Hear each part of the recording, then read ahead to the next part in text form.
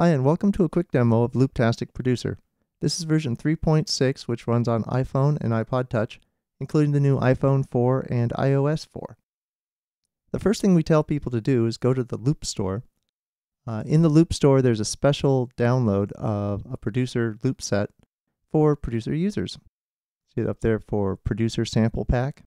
There's other free loop sets in there, including a cool one by Jordan Rudess, the keyboard player for Dream Theater. So we're going to choose the Producer Sample Pack, and then it'll download through either your Wi-Fi or your 3G network. So now that you've downloaded all your Producer content from the Loop Store, you can see that you have a lot more content listed there. This is arranged as what we call a loop set. A loop set includes all the essential remix elements to do live remixes of a song. So here we're choosing Felt the Waves, which is kind of a trance thing. And the gray are the drums, the bass is green, the blue are synthesizers and keyboards, and the red are things like vocals and effects. All the essential elements to do a remix. And if you select the actual icon, you can see the name pop up there. So you always know which remix elements you've got. So you just drag them up into one of those three remix zones. You can drag them up one at a time. I'll grab the hi-hat. Now bring in some drums. But we also support multi-touch, so you can of course grab multiple loops to pull them up into the mix as well.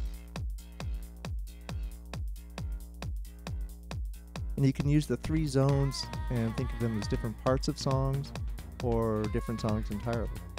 So if you want to have a chill section on one side, kind of a breakdown, and the main part of the song, slam the beats on the other and use the crossfader below. It's a great technique. And as you move the loop up and down, they're like virtual faders for that loop. So to the top gets louder, to the bottom is softer. Well, here we've got our DJ style crossfader. So now I'm just playing what's in those left and middle mix zones, and now all you're hearing is what's in the right and the middle mix zones. So it routes those zones to the audio output. Drag up a few more elements.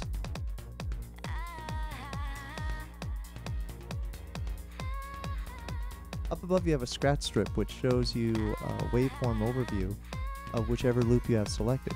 And you can scratch on that as you would a record, or you can select a part of a wave and play that back. Of course, you can turn the loop function off and make it more like a one-shot. But even a little better than your average one-shot, you can choose where in the waveform you play it, just by where you select your finger.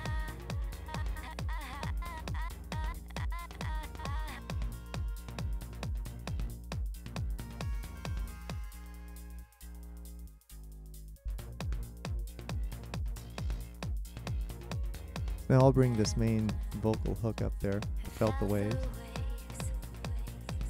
And I'll flip the fader over so you can just hear what's coming out of that side, the center and the rightmost mix zone. And we'll look at the effects. So there's a touchpad interface, kind of an XY touchpad interface.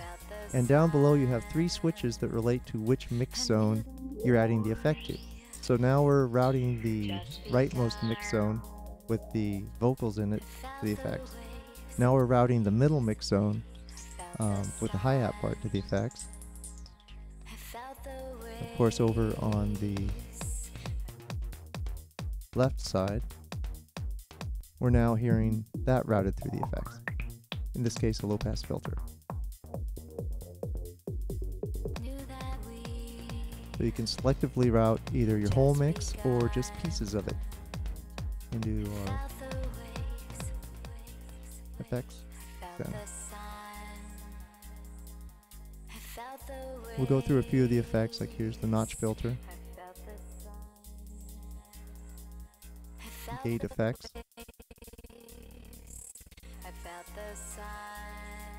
stutter effects,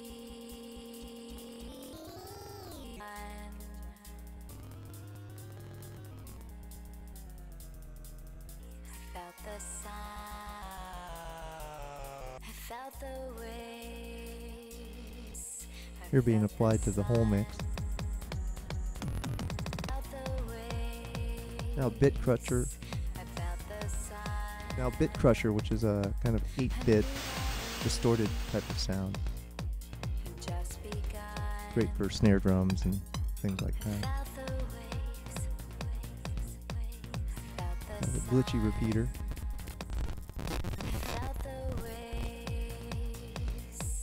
Now I'll add delay to the what's going on in the mix on the rightmost mix zone and the middle mix zone, and I'll use the hold button so it continues to add the delay. And I use the hold button so it continues to add the delay while I go back to the main mix screen.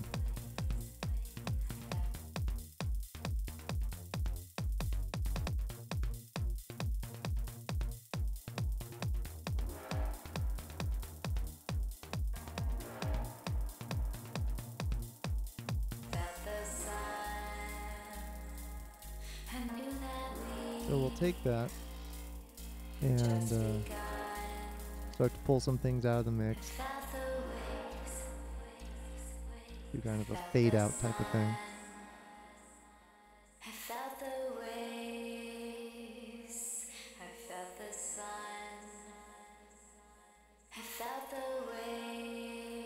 Add some delay to space things out, some flange to space things out. And use the hold function.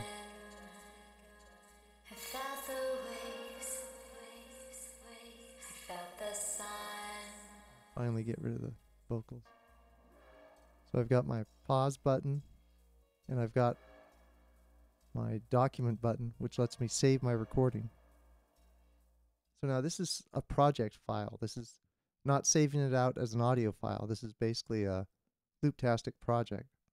So I'm going to name my mix.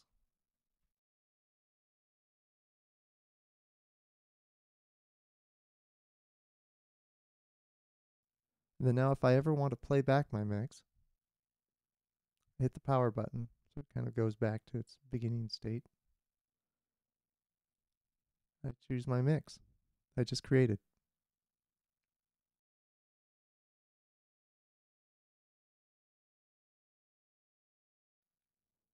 And you'll see it play back every bit of my performance.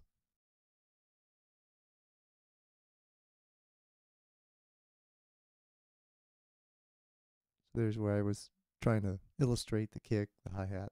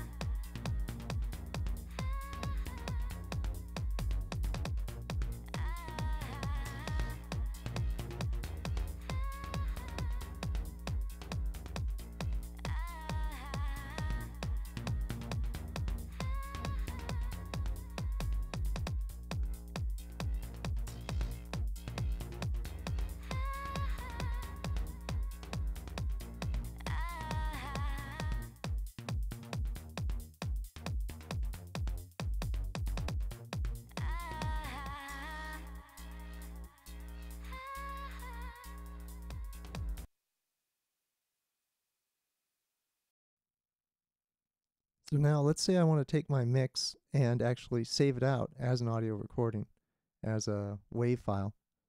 So I can do that and export it to my Mac or PC, going to the More button and then Export over Wi-Fi. If you set your browser to that HTTP address down below, it will come up with a web page that allows you to transfer back and forth from your computer to Looptastic on your iPhone or iPod Touch.